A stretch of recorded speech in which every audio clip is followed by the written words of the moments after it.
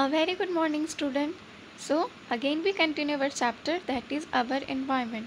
In previous class, I teach you about food chain and food web. In today's class, our topic is global warming. Okay? So, let's start. So, सबसे पहले आपको ये पता होना चाहिए कि global warming क्या होता है. ओके, तो ग्लोबल वार्मिंग कह रहे हैं, वर्ड से ही समझ में आ रहा है. वार्मिंग यानी वार्म यानी क्या होता है, गर्म. ओके, और ग्लोबल किसको कह रहा है, हमारे अर्थ को कह रहा है. तो जो हमारे अर्थ का टेम्परेचर बहुत ज़्यादा इंक्रीज़ हो रहा है डे पर डे. आप देख ही रहे हो कितने ज़्यादा पॉल्यूशन बढ़ रहा है. एयर पॉल्यूशन हो, सॉइल पॉल्यूशन हो, वाटर पॉल्यूशन, हर तरीके के पॉल्यूशन जो है इंक्रीज़ हो रहे हैं, है ना. इसकी वजह से क्या हो रहा है, टेम्परेचर का, अर्थ का टेम्परेचर जो है वो इंक्रीज़ हो रहा है. फॉरेस्ट कटते जा रहे हैं, तो जो ट्रीज़ हैं, प्लांट्स हैं, वही तो हमारे अर्थ को थोड़ा कूल करके रखते हैं. वही सब नहीं रहेंगे तो कहाँ से अर्थ कूल रहेगा, रह पाएगा नहीं. तो इसी चीज़ को क्या कहते हैं, ग्लोबल वार्मिंग कहते हैं. ओके, तो चलिए रीड करते हैं. The addition of certain pollutants like the carbon dioxide gases increases the temperature of the earth. तो देखिए यहाँ पे बता रहा है कि कुछ pollutants, तो ये जो वर्ड है pollutants, इसका मतलब क्या होता है. pollutants वो चीज़ें होती हैं जो कि क्या कर रही है, पॉल्यूशन क्रिएट कर रही हैं हमारे इन्वायरमेंट में. ओके, उनको हम pollutants कहते हैं. जैसे कि गाड़ी वगैरह चलती हैं, गाड़ी से बहुत सारे गैसेस रिलीज़ होते हैं, धुआं वगैरह निकलता है. इंडस्ट्रीज़ हैं, उससे बहुत ज़्यादा स्मोक निकलता है, तो उसमें बहुत सारी गैसेस भी रिलीज़ होती हैं, है ना. तो वो गैसेस क्या कर रही हैं, पॉल्यूशन क्रिएट कर रही हैं. तो उन्हीं गैसेस को हम क्या कहेंगे, पॉल्यूटेंट्स कहेंगे. ओके, जो यहाँ पे पॉल्यूटेंट्स लिखा है ये, तो याद रखिएगा पॉल्यूटेंट्स वो सारी चीज़ें हैं जो कि क्या कर रही है, पॉल्यूशन क्रिएट कर रही हैं. ओके, तो यहाँ पे क्या बता रहा है कि अगर कार्बन डाइऑक्साइड गैस इंक्रीज़ होता है तो अर्थ का टेम्परेचर भी क्या होगा, इंक्रीज़ होगा. ओके, और कार्बन डाइऑक्साइड आप देख ही रहे हो डे पर डे इंक्रीज़ होता ही जा रहा है. वो तो अभी आपको पता है ना, अभी कोरोना वाला जो पेंडेमिक, कोरोना सीज़न चल रहा है, इसकी वजह से हमारा अर्थ जो है बहुत हद तक थोड़ा संभला है. क्यों, क्योंकि इतना लॉकडाउन वगैरह लगने की वजह से बहुत सारे व्हीकल बंद हो गए चलना, लोग अपने घर में ही रहने लगे, बाहर निकलना बंद कर दिए. इससे हमारे जो इन्वायरमेंट है इसको बहुत फ़ायदा हुआ है. ओके, ह्यूमन भले ही थोड़ा डरे हुए हैं कि ये कब जाएगा जो भी, लेकिन इन्वायरमेंट को इन सब चीज़ों से फ़ायदा हुआ, क्योंकि जितना उसको दिन पर दिन ख़राब करते जा रहे थे, डैमेज करते जा रहे थे, डिफॉरेस्टेशन हो रहा था, ये सब चीज़ें कुछ हद तक क्या हो गई, रुक गई हैं. ओके, तो यहाँ पे यही बता रहा है कि कार्बन डाइऑक्साइड जो है, अगर कार्बन डाइऑक्साइड गैस इंक्रीज़ होता है हमारे इन्वायरमेंट में, तो टेम्परेचर भी अर्थ का क्या होता है, इंक्रीज़ होता है. Okay, then the reduction of the forest cover also contributes the heating of earth. This is called global warming. तो यही बताएं, ग्लोबल वार्मिंग क्या होता है, जब अर्थ का टेम्परेचर इंक्रीज़ होता है तो उसको क्या कहते हैं, ग्लोबल वार्मिंग कहते हैं. तो अर्थ का टेम्परेचर कैसे कैसे इंक्रीज़ हो रहा है, एक तो कार्बन डाइऑक्साइड का लेवल इंक्रीज़ हो रहा है इसकी वजह से, है ना, पॉल्यूटेंट्स एंटर कर रहे हैं इसकी वजह से.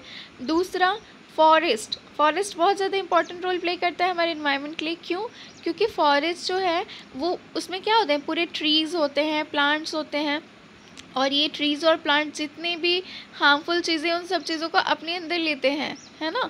तो ये सब चीज़ें ही नहीं रहेंगे तो क्या हमारा अर्थ कूल रह पाएगा, क्या नहीं रह पाएगा.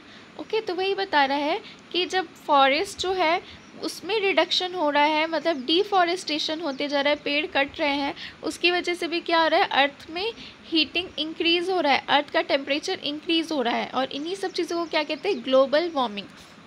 तो देखिए स्टूडेंट्स, आप नाम से ही याद रखिएगा ग्लोबल वार्मिंग को. ओके, ग्लोबल यानी क्या होता है, ग्लोबल, जब भी ग्लोबल वर्ड आ रहा है मतलब वो हमारे अर्थ की बात कर रहे हैं.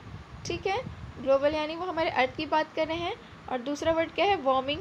तो वार्मिंग मतलब आपको पता है, वार्म यानी क्या, हीट, गरम, है ना. तो जब अर्थ हीट हो रहा है मतलब अर्थ का टेम्परेचर इंक्रीज़ होगा तभी तो अर्थ हीट होगा, है ना. तो इसी चीज़ को ग्लोबल वार्मिंग कहते हैं. तो आप नाम से इसको याद रखने की कोशिश करिएगा. ओके, अब देखिए यहाँ पे ओजोन लेयर के बारे में बता रहा है. ओजोन लेयर आपको पता है, ओजोन लेयर क्या होता है, हमारा अर्थ जो है वो एक लेयर से कवर है. क्यों अर्थ लेयर से कवर है, क्योंकि सन जो है, सन से यूवी रेडिएशंस आते हैं, अल्ट्रा वायलेट रेडिएशंस। ओके, उन रेडिएशंस को रोकने के लिए हमारा अर्थ जो है एक ओजोन लेयर से घिरा हुआ है, क्योंकि ओजोन की वजह से वो रेडिएशन डायरेक्टली हमारे ऊपर नहीं आते हैं। ओके, लेकिन आप जान रहे हो day per day ozone layer भी क्या हो रही है, डिप्लीट हो रही है, और ओजोन में बहुत से होल भी हो रहे हैं, है ना। तो उसी चीज़ के बारे में बता रहे हैं कि ओजोन लेयर क्यों डिप्लीट हो रही है। तो सबसे बड़ा कारण तो ओजोन लेयर डिप्लीट होने का पोल्यूशन ही है। और जो हम लोगों के घर में एसी होता है, फ्रीज होते हैं, रेफ्रिजरेटर वगैरह, इनसे क्लोरोफ्लोरोकार्बन रिलीज़ होता है। ओके, ये सब चीज़ें क्या कर रही हैं, ओजोन लेयर को डिप्लीट करने का काम कर रही हैं। तो चलिए रीड कर लेते हैं क्या बता रहा है यहाँ पे। Ozone layer formation and importance. Ozone is a molecule form by 3 atoms of oxygen. तो देखिए यहाँ पे बता रहा है कि ये जो ओजोन लेयर है वो पहले बना कैसे है। तो ओजोन लेयर कैसे बना है, ऑक्सीजन के 3 मॉलिक्यूल से बना है। तो अगर इसको आप ऐसे लिखेंगे O2 + O, तो क्या बन गया O3, और ये O3 क्या है, आपका ओजोन है। तो याद रखिएगा कि ओजोन जो है ऑक्सीजन के 3 मॉलिक्यूल से बना हुआ है। Okay, then ozone is a deadly poison. Ozone जो है वो क्या है, पॉइजन भी है ना, लेकिन हम लोग को सेव कर रहा है वो। It shields the surface of earth from ultra violet radiation from the sun. Ozone क्या करके रखा है, अर्थ को कवर करके रखा है, मतलब अर्थ के ऊपर एक शील्ड की तरह है, ठीक है ना, एक कवच की तरह। कवच आप समझते हो ना, तो अर्थ के ऊपर वो कैसे एक कवच की तरह, एक शील्ड की तरह है, किससे बचाने के लिए, अल्ट्रा वायलेट रेडिएशन से बचाने के लिए। और ये अल्ट्रा वायलेट रेडिएशन किससे आ रही है, सन से आ रही है। Okay, this radiation is highly damaging to organisms. और ये जो अल्ट्रा वायलेट रेडिएशन ये बहुत ही हार्मफुल है ऑर्गेनिजम्स के लिए। Then ozone at the higher level of the atmosphere is a product of UV radiation acting on oxygen molecule. Then बता रहा है कि ओजोन जो है अगर वो हाई लेवल में एटमॉस्फेयर में रहेगी तो फिर क्या होगा, यूवी रेडिएशन जो है वो क्या कर रहा है, ये जो ऑक्सीजन ओजोन का मॉलिक्यूल है उसको क्या कर रहा है, स्प्लिट कर रहा है, मतलब उसको तोड़ रहा है। जैसे कि मैंने आपको बताया था कि ओजोन कैसे बना है, O2 + O = O3, है ना। ये रिएक्शन है, O2 ऑक्सीजन है और O3 जो है वो क्या है, ओजोन लेयर है, मतलब ओजोन का मॉलिक्यूल है। तो ये जो ओजोन का मॉलिक्यूल है O3, ये क्या हो जा रहा है, स्प्लिट हो जा रहा है, मतलब टूट जा रहा है, किस में, ऑक्सीजन में। तो ये किसकी वजह से, यूवी रेडिएशंस की वजह से। ओके, यूवी के प्रोडक्ट की वजह से क्या हो जा रहा है, टूट जा रहा है, और एक फ्री ऑक्सीजन में भी टूट जा रहा है ना। तो आप याद रखिएगा इसके रिएक्शन को। जैसे ये आपका ओजोन मॉलिक्यूल है, ठीक है, ओजोन में क्या हो रहा है, यूवी रेडिएशन जो है बहुत ज़्यादा आ रही है, उसकी वजह से ये जो ओजोन मॉलिक्यूल है ये क्या हो रहा है, ऑक्सीजन और फ्री ऑक्सीजन में टूट जा रहा है। तो ये क्या है, ये ओजोन मॉलिक्यूल है, ये क्या है आपका ऑक्सीजन है, और ये क्या है आपका फ्री ऑक्सीजन है। ओके, तो वही चीज़ को यहाँ पे आपके बता रहा है। The depletion of ozone layer is due to CFC, मतलब ओजोन लेयर जो है वो डिप्लीट हो रहा है, क्यों, क्लोरोफ्लोरोकार्बन की वजह से। और ये जो क्लोरोफ्लोरोकार्बन है ये ज़्यादा से ज़्यादा कहाँ से रिलीज़ होता है, रेफ्रिजरेटर से, एयर कंडीशनर से, इन सब चीज़ों से, मतलब हम लोगों के घर से ही ये गैसेस रिलीज़ हो रही हैं। ओके, अब कुछ इंपॉर्टेंट पॉइंट्स हम देख लेते हैं इस चैप्टर के। तो क्या बता रहा है, flow of materials in an ecosystem is cyclic but flow of energy is unidirectional. तो देखो क्या कह रहा है, बहुत इंपॉर्टेंट चीज़ें हैं कि इकोसिस्टम में जो मटेरियल्स का फ्लो हो रहा है वो कैसा है, वो साइक्लिक है। साइक्लिक मतलब आप समझते हो, मतलब वो सर्कुलर फॉर्म में हो रहा है ना। But flow of energy is unidirectional. तो मैंने आपको बताया था ना, एनर्जी का फ्लो कैसे हो रहा है, फूड चेन के थ्रू ही तो हो रहा है, फूड एनर्जी का फ्लो हो रहा है ना। लेकिन ये कैसा है, यूनिडायरेक्शनल है। जैसे कि हमने एग्जांपल देखा था फूड चेन कैसे हो रहा था, जैसे कि हम लोग का जो प्रोड्यूसर है लाइक प्लांट है ना, तो ये प्लांट है, इस पे फीड कौन किया, ग्रास हॉपर किया, ठीक है। अब ये जो ग्रास हॉपर है इस पे कौन फीड किया, फ्रॉग किया। अब ये जो फ्रॉग है इस पे कौन फीड कर लिया, स्नेक कर लिया। ओके, ये और भी बढ़ सकता है, स्नेक में ईगल ने फीड कर ली, ठीक है। तो ये आप देख रहे हो ना कि एक ही डायरेक्शन में जा रहा है, मतलब ये एरो का डायरेक्शन पूरा इस तरफ जा रहा है, तो इसी को हम क्या कहते हैं, यूनी डायरेक्शनल कहते हैं। अगर ये एरो इस तरफ भी जाता और इस तरफ भी जाता तो ये बाई डायरेक्शनल कहलाता। ओके, तो इसीलिए कह रहा है यहाँ पे कि एनर्जी का फ्लो जो है वो कैसा है आपका, यूनी डायरेक्शनल है। यूनी यानी सिंगल, एक। ओके, मतलब एक डायरेक्शन में होता है। Then there is a continuous transfer of energy from one trophic level of organism to next in a food chain. देखिए क्या बता रहा है कि जो एनर्जी का ट्रांसफ़र हो रहा है वो किस फॉर्म में हो रहा है, कंटिन्यूस फॉर्म में हो रहा है, मतलब कंटिन्यूसली, लगातार, निरंतर क्या हो रहा है, एनर्जी का ट्रांसफ़र हो रहा है एक ट्रॉपिक लेवल से दूसरे ट्रॉपिक लेवल में। और ये एनर्जी का ट्रांसफ़र ट्रॉपिक लेवल में कैसे हो रहा है, फूड चेन के थ्रू हो रहा है, जो कि अभी मैंने आपको फूड चेन बताया। Okay, 10% law states that only 10% of the energy entering a particular trophic level of organism is available for the transfer to the next higher trophic level.